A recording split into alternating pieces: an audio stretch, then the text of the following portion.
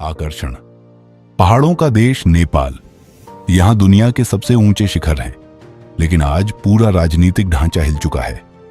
ऐसा गुस्सा, ऐसा आंदोलन जिसमें केवल सरकार ही नहीं बल्कि नेताओं के घरों तक को जला दिया गया। सवाल यह है, नेपाल आखिर इस हालात में कैसे पहुंचा?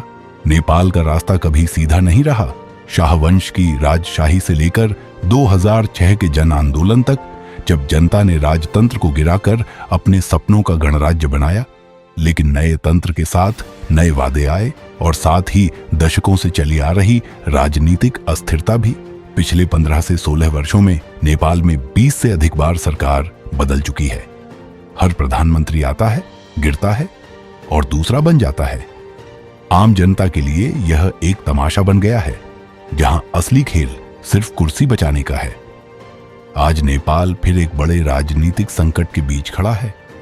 बड़ी पार्टियां, नेपाली कांग्रेस और UML, आपस में सत्ता की लड़ाई लड़ रही हैं और छोटी पार्टियां कभी गठबंधन बनाती हैं तो कभी तोड़ देती हैं। लेकिन असली चेहरा यह है, आम लोगों के पास न नौकरी है न विकास, केवल भ्रष्टाचार और झूठे वादे। इस बार नेपाल की जनता का धैर्य पूरी तरह समाप्त हो गया। युवा अपने भविष्य को लेकर निराश हैं। हर जगह रिश्वत और भ्रष्टाचार है, और जब सिस्टम सुनता ही नहीं तो गुस्सा अब सड़कों पर आग बनकर फूटता है।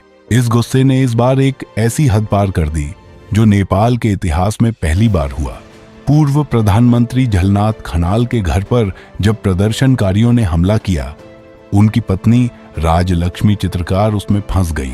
घर जला और वे जिंदा आग में जल गई। ये एक ऐसा हादसा था जिसने पूरे देश को हिला दिया। लेकिन बात यहीं खत्म नहीं हुई।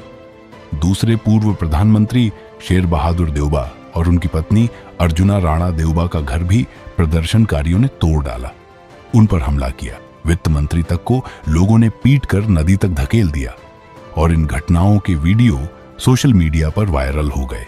ये केवल हमले नहीं थे, ये एक संदेश था। नेपाल की जनता अब अपने नेताओं को प्रतीकात्मक नहीं बल्कि प्रत्यक्ष रूप से जिम्मेदार ठहरा रही है। तो सवाल है, इतना गुस्सा क्यों?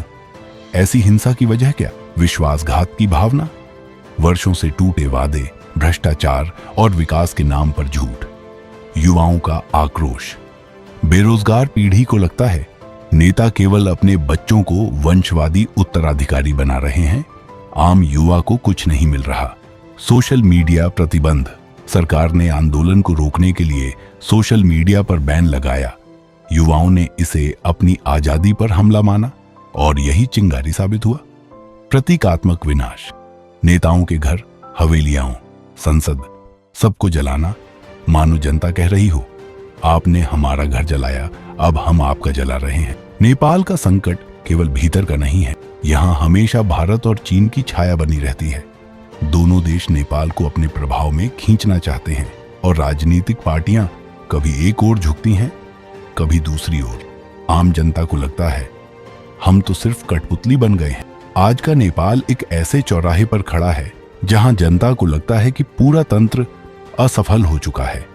जनता के गुस्से ने नेताओं के घर तक को जला दिया। लेकिन असली सवाल अब भी वही है, क्या नेपाल फिर से राजतंत्र की ओर जाएगा? क्या कोई नया क्रांति होगी या फिर यही अस्थिर लोकतंत्र चलता रहेगा? दुनिया के सबसे ऊंचे पहाड़ों के नीचे नेपाल की जनता अपने नेताओं को सबसे नीचे गिरता देख रही है। अब यह उन पर है, वे अपना नया रास्ता कैसे चुनेंगे।